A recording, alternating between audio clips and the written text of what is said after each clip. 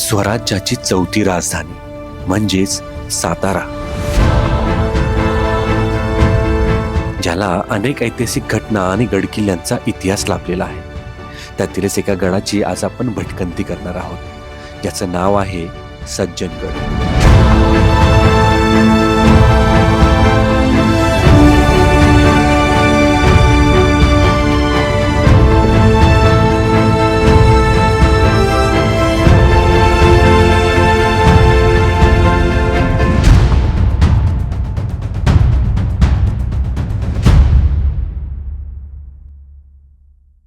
नमस्कार मंडळी, स्वागत आहे तुमचं एका नवीन व्हिडिओमध्ये. मी आत्ता आहे साताऱ्यामध्ये. बऱ्याच दिवसांची प्रतीक्षा आता पूर्ण होणार आहे, कारण की आपण फायनली गडकिल्ले भटकंती सुरू केलेली आहे आणि आता आपण चाललेलो आहोत सज्जनगडावरती. साताऱ्यामध्ये बरेचसे किल्ले आहेत, त्यातलाच एक किल्ला म्हणजे सज्जनगड. खरं तर आपला अजिंक्यतारा किल्ला सुद्धा राहिलेला आहे, तोही मी तुम्हाला लवकरच दाखवणार आहे. पण आज आपण सज्जनगडावरती जाणार आहोत आणि माझ्यासोबत आहे आपली गँग. आणि आता फक्त आम्ही हे चौघे नाही आहोत, प्रतिमा सुद्धा आहे आणि माझी बहीण सुद्धा आहे. स्वतः आम्ही पूर्ण परिवार सज्जनगड एक्सप्लोर करायला चाललो आहोत.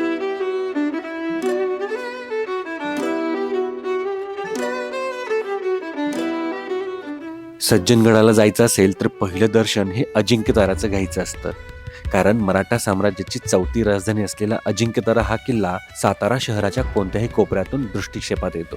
साताऱ्याचा फेमस बोगदा पार करून आम्ही सज्जनगडाकडे कूच केली.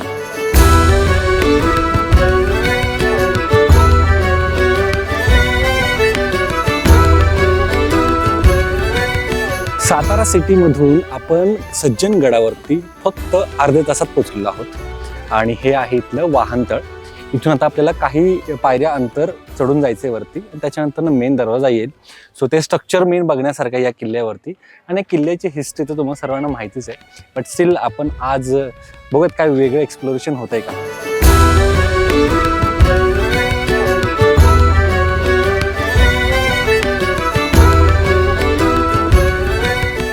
कुठलं गाव तुमचं? गाव गजावडी. गजावडी खालचंच? खाली. मग गावात कोणी नाही होय तुमचं? पोरं बाळ कुठे आहेत? पोरं बाळा ज्याचेच आहे वेगळे, दोघं आहे पोरं पण वेगळे. गडावर जातो राज खाली बसलो. आज खाली बसलाय, जायना झाले. चार होत नाही, दवाखाना केला बर, म्हणून आलो. असं झालं. मग दवाखान्याला कुठं साताऱ्याला जातात काय? साताऱ्याला सुद्धा जातो. बर, ह्याच्या उपचाराबद्दल काय सांगितलं डॉक्टरांनी? गोळी खायची, अर्धी अर्धी गोळी खायची. बर, पिवळ्या गोळ्या असतात, पिवळ्या. बरं होईल असं सांगितलंय का? बरं होईल असं सांगितलंय. कधीपासून झालंय तुम्हाला हे? झालं आता माझी 2 वर्ष व्हायला आले. पहिला लय होता, आता काय नाही, कमी झाले आता. आता जुळत जुळला. बर, काय करता हे बाबा. प्रतिमा, कॅश आहे आपल्याकडे थोडी? आपण कोणत्या गावचे? आम्ही चंचळी, कोरेगाव. कोरेगाव. कोरेगाव, कोरेगाव, कुमठा, चंचळी, ते सगळी साताची उसाची लावण. बरोबर. या पायऱ्या चढत असताना आपल्याला ठिकठिकाणी अशा मारुतीच्या मूर्ती आपल्याला बघायला मिळतात. खरं तर समर्थांचे 11 मारुती जे काही त्यांनी स्थापन केलेत, त्यातलाच एक चाफळचा दास मारुती आपल्याला इथे बघायला मिळतोय. असे सगळे 11 मारुतींच्या मूर्ती आपल्याला या पायऱ्या चढत असताना आपल्याला बघायला मिळतात.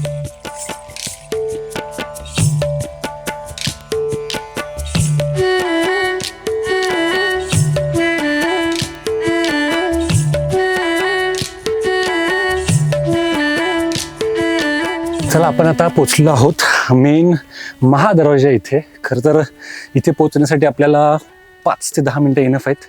डायरेक्ट आलो तर 5 मिनिटात आपण इथे नक्की पोहोचू शकतो. तर हा आहे आपल्या या गडाचा मेन महादरवाजा, ज्याचं नाव आहे श्री छत्रपती शिवाजी महाराज महाद्वार. खरं तर अजून एक आहे जे आहे समर्थद्वार, जे आपल्याला पुढे बघायला मिळेलच. पण ही मेन एंट्री आहे. इथे ना बघाल तर तुम्हाला निसर्ग निर्मित एक तटबंदी आपल्याला बघायला मिळते, जिथे विशेष तटबंदी बांधायचीच गरज नाहीये या किल्ल्याला.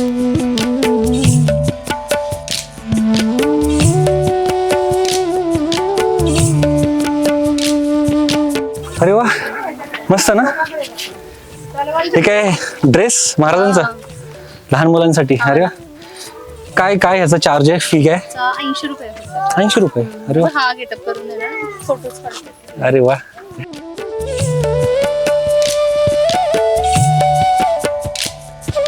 महाराष्ट्रातील कोणत्याही लहान मुलाला छत्रपती शिवाजी महाराजांचा पोशाख परिधान करायला मिळणे, यात जो आनंद मिळतो तो इतर कोणत्याही टॉईजमध्ये मिळत नाही.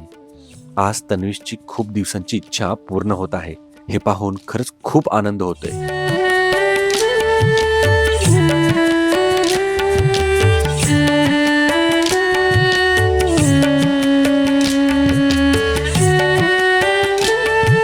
तन्वीश, आज तू छत्रपती शिवाजी महाराज झाला होतास, बाल शिवाजी झाला होतास. हो, बाल शिवाजी नाही, खरा करता शिवाजी. तेच, बाल पण खरेच होते ना, बाल शिवाजी पण खरेच होते. तर मग कसं वाटलं तुला? चांगलं, खूप चांगलं. असं फील होत होतं की मी खरंच शिवाजी महाराज. हो ना. हम्म. मग आता तू काय करणार त्याच्यानंतर? आता तू काय ठरवलंयस? जर माझ्याकडे एक शिवाजी महाराजांची तलवार असते तर मी किडनॅपरला दाखवली असती. किडनॅपरला? होय. किडनॅपरला का बरं दाखवली असती? तो लहान मुलांना उचलून नेतो चॉकलेट देऊन.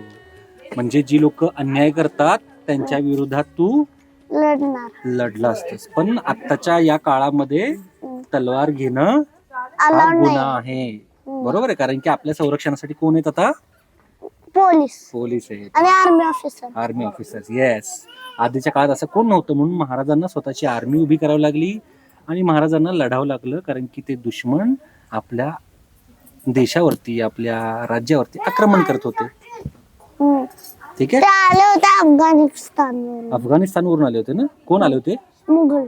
मुघल आले होते. समर्थ द्वारातून पुढे आल्यावर डाव्या बाजूला आपल्याला एका पाण्याचे तळे दिसते. ते म्हणजे घोटाळे तळे, ज्याचा मुख्यतः वापर जेव्हा हा गड मिलिटरी ठाणे म्हणून वापरला जात होता.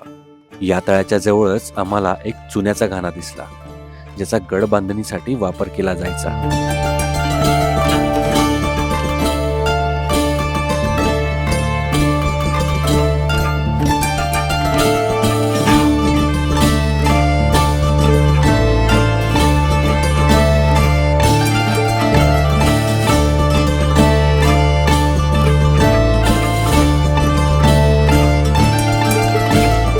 सो मित्रांनो, आता आपण आहोत सज्जनगडाच्या पूर्व भागातील बुरुजावरती. अंगलाई देवी मंदिराच्या जवळचा हा बुरुज आहे. इथून आपल्याला काय काय गोष्टी दिसतात हे मी तुम्हाला सांगतो. अगदीच माझ्या उजव्या हाताला दिसतोय तो म्हणजे आपला अजिंक्यतारा किल्ला, ज्याच्या पाठीमागे आहे आपला सातारा शहर. पुन्हा या इथे उरमोडी नदी दिसते. आता ही नदी तुम्हाला दिसते की नाही माहित नाही मला, पण या इथून एक नदी जाते आणि त्याच नदीवरती एक उरमोडी धरण बांधलेलं आहे. त्या धरणाच्याच बाजूला आहे एक पळशी गाव, ज्या गावामध्ये एक खूप सुंदर हेमाडपंथी मंदिर आहे. तेही आपण कधीतरी बघूच. पण या इथे खाली एक खूप मोठं कॉलेज झालेलं आहे. त्याच्यानंतर या इथे आता नवीन रस्त्याचं बांधकाम होतं आहे. माझ्याच पाठीमागे एक खूप मोठा बुरुज बांधलेला आहे, जिथे खूप मोठा ध्वज, जो की अगदी लोखंडी उभा केलेला आहे, ज्याला कोणी हलवू नाही शकणार आहे. सो अशा प्रकारे इकडचा परिसर आपल्याला दिसतोय. पुन्हा इथून खालचा जो पूर्णपणे प्रदेश तो आपल्याला दिसतोय. सो हा सगळा भाग कारी खोऱ्याचा आहे. इकडच्या डोंगरावरती आपल्याला दिसतात पूर्णपणे पवनचक्क्यांचं जाळं. इथूनच पवनचक्क्या सुरू झालेल्या आहेत, ज्या की अगदी ठोसेघरच्या पाठीमागे चाळकेवाडी क्षेत्र आहे, तिथपर्यंत त्या पवनचक्क्या आपल्याला बघायला मिळतात. आता आपण किल्ल्याच्या उत्तरेकडे असलेल्या कल्याणवडी स्मारकाजवळ आहोत. असं म्हणतात, एकदा समर्थ रामदास स्वामी आणि त्यांचे शिष्य कल्याण स्वामी हे सज्जनगडाच्या या कड्याच्या टोकावर उभे होते. अचानक सोसाट्याचा वारा सुटला आणि समर्थांच्या अंगावरील छाटी म्हणजेच शाल वाऱ्याने उडून खाली खोल दरीत जाऊ लागली आणि समर्थांच्या तोंडून सहज उद्गार आले, कल्याणा, माझी छाटी उडाली. गुरूंचे हे शब्द कानावर पडताच कल्याणांनी पुढे मागे कोणताही विचार केला नाही आणि थेट त्या कड्यावरून खोल दरीत उडी मारली.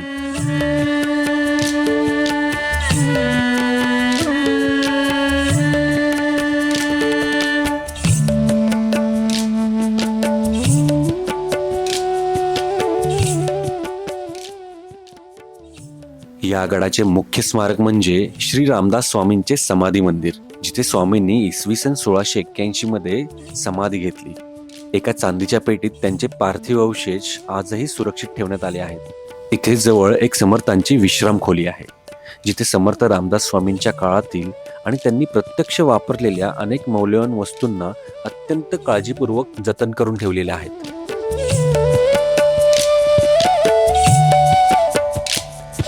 छत्रपती शिवाजी महाराज आणि समर्थ रामदास स्वामी यांच्या पदस्पर्शाने पावन झालेला हा किल्ला इतिहासात अनेक राजवटींच्या अधिपत्याखाली होता. 11 ते 12व्या शतकामध्ये हा किल्ला शिलाहार राजांच्या काळात बांधला गेला. 15 ते 16व्या शतकात दख्खनमध्ये सत्तेची समीकरणे बदलली आणि हा किल्ला बहमनी सुलतानशाहीकडे आणि मग नंतर विजापूरच्या आदिलशाहीकडे गेला. या काळात किल्ल्याचे लष्करी महत्त्व वाढवण्यात आले. पुढे 1663 मध्ये छत्रपती शिवाजी महाराजांनी आदिलशाहीकडून हा किल्ला जिंकून घेतला. या डोंगराची नैसर्गिक मजबूती पाहून त्यांनी किल्ल्याची डागडुजी केली आणि याचे नाव बदलून सज्जनगड असे ठेवले. छत्रपती शिवाजी महाराजांच्या विनंतीवरून समर्थ रामदास स्वामी या किल्ल्यावर राहण्यास आले. त्यामुळे या लष्करी किल्ल्याचे रूपांतर एका मोठ्या आध्यात्मिक आणि साहित्याच्या केंद्रात झाले. समर्थ रामदास स्वामींनी त्यांच्या प्रसिद्ध दासबोध ग्रंथाचे काही भाग याच गडावर लिहिले. पुढे छत्रपती शिवाजी महाराजांच्या निधनानंतर मुघलांनी हा किल्ला जिंकला आणि त्याचे नाव नवास्तारा असे ठेवले. पण अवघ्या 4 वर्षातच मराठ्यांनी तो परत मिळवला. पण शेवटी 1818 मध्ये मराठा साम्राज्याच्या अस्तानंतर हा किल्ला ब्रिटिशांच्या ताब्यात गेला.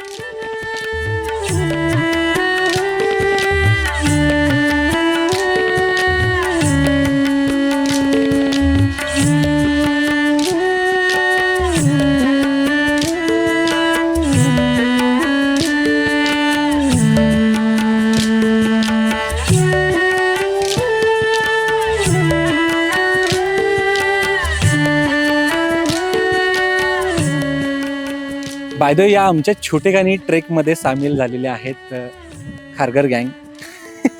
अनिकेत जस्ट आला साताऱ्यात मुंबईवरून आणि लगेच इकडे ट्रेकला आलेला आहे. खरं तर साताऱ्यातून सज्जनगड किंवा हा अजिंक्यतारा, वर्धनगड, कल्याणगड खूप जवळ किल्ले आहेत, अर्ध्या तासाच्या अंतरावरती. त्याच्यामुळे 4 वाजता 5 वाजता जरी ठरवलं तरी गडाच्या माथ्यावरती आपण पोहोचू शकतो.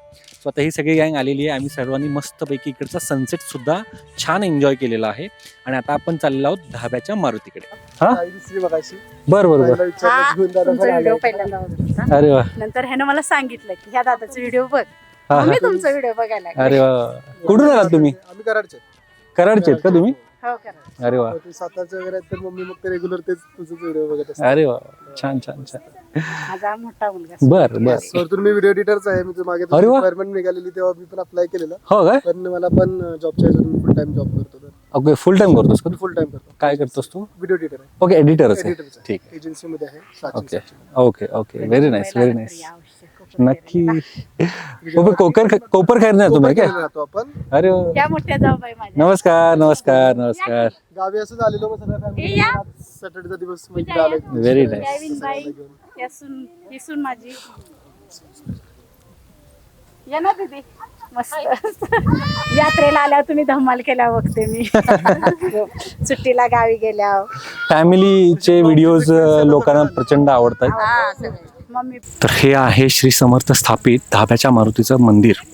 आत्ता हे मंदिर बंद आहे, पण खूप छान स्थितीमध्ये हे मंदिर आहे आत्ता, कारण की आधी पडझड स्थितीमध्ये मी पाहिलं होतं.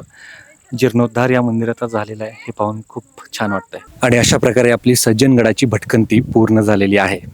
खरं तर खूप दिवसांपासूनची माझी इच्छा होती की सह्याद्रीमध्ये मला भटकंती करायची आहे, वेगवेगळ्या ठिकाणांना तुमच्या समोर घेऊन यायची आहे, पण त्याचा श्रीगणेश काय होत नव्हता.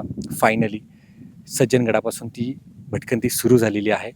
एकंदरीत आजची ही छोटेखानी भटकंती तुम्हाला कशी वाटली मला नक्की सांगा खाली कॉमेंट करून. आणि अशाच कोणकोणत्या ठिकाणांची भटकंती आपल्या चॅनलवरती तुम्हाला बघायची इच्छा आहे त्यांची मला खाली एकदा नक्की यादी द्या, कारण की हळूहळू आपण आता महाराष्ट्रातील वेगवेगळ्या ठिकाणी जाऊन भटकंती करणार आहोत. नवनवीन ठिकाणं, युनिक स्टोरीज, आपलं कल्चर हे दाखवायचा प्रयत्न आपल्या चॅनलमार्फत होणार आहे. त्यामुळे काळजी नसावी. आता इथून पुढे रेग्युलर तुम्हाला व्हिडिओज येत राहणार आहेत.